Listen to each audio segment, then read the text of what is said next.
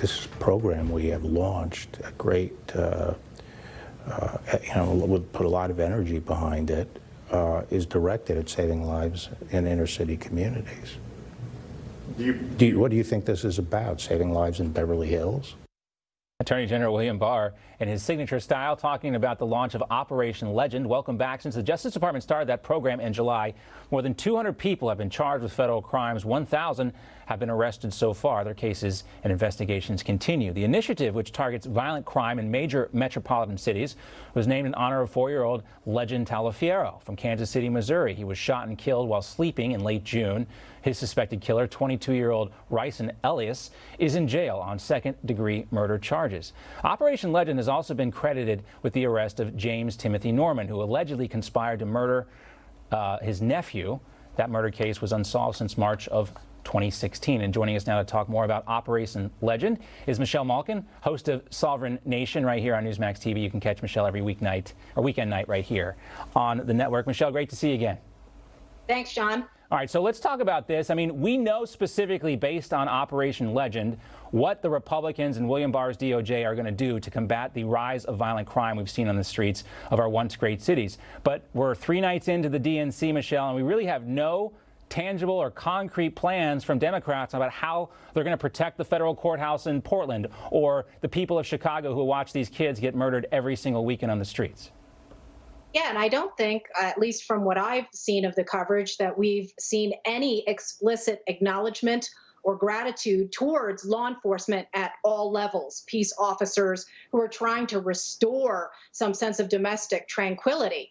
And so what it shows you by inference, both implicitly and explicitly, is that the Democrat Party and its leaders sanction and approve of and endorse the complete chaos that we've had, not just for the last 70, 75 days, but I think in general. And that is the choice that America faces as we head into this November election. It is between, as President Trump always tweets in all capital letters, law and order on the one hand and anarcho-tyranny on the other.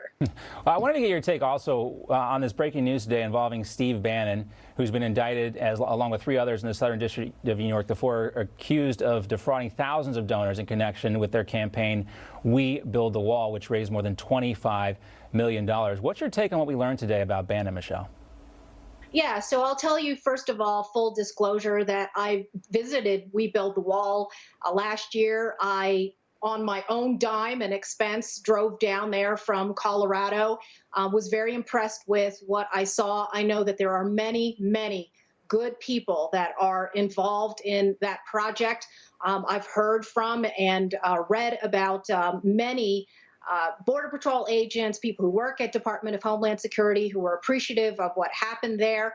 All that said, I think that there are 2 important things that we know right now. And one is that the Southern District of New York's prosecutors are highly politically motivated and extremely, extremely partisan. So you have to take that into account, the political context of this prosecution and investigation that has taken place over the last couple of years. I think it's noteworthy, just as a side observation here, that it's the U.S. postal agents that were involved in this, and that is being milked for its, maximum political benefit, as that issue is, at the forefront in D.C. with regard to funding and the mail-in ballots and all that.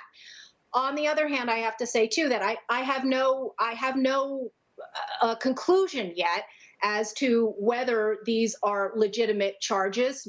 And we always have to remember that there's opportunism on both sides of the political aisle. And I think this particular issue with regard to border security leaves people vulnerable. I mean, there were, tens and tens of thousands of donors who helped raise upwards of $20 million for this it goes effort. to show you, the will that's there to get this done. I mean, we already pay tax dollars, which is supposed to cover our border security. So I applaud these people for willing to chip in extra here. But, this is what we elected our government to do, secure our borders. And, it's kind of a shame that it would even come to this, that you need a third-party private organization to actually do the work of the government. But let's leave that in the past, Michelle, because I want to talk about the cover story for Newsmax magazine, which you wrote. It's called The Canceling of America. And in it, you say new barbarians are at the gate, destroying monuments, defunding police, and driving dissenters from their jobs. And of course, they're taking on George Washington, who looks like a clown because of the red paint on the cover of the magazine here. But, you know, this is so iconic, this image of George Washington, because it shows us, Michelle, that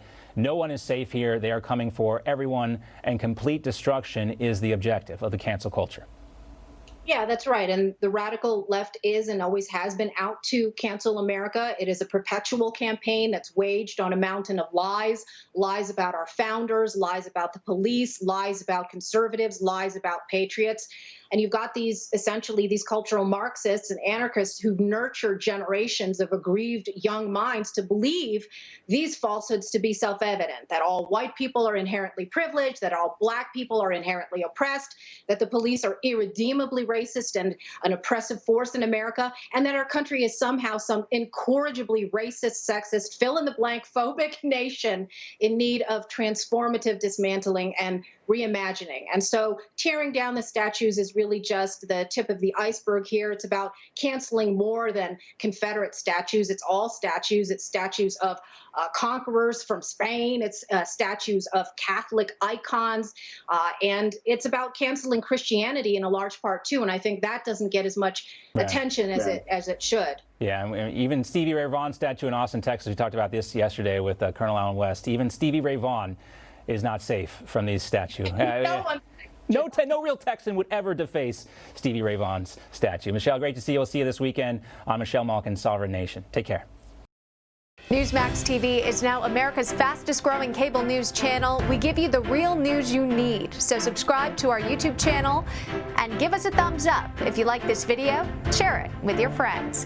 Newsmax TV streams live on YouTube for free. Newsmax TV, real news for real people.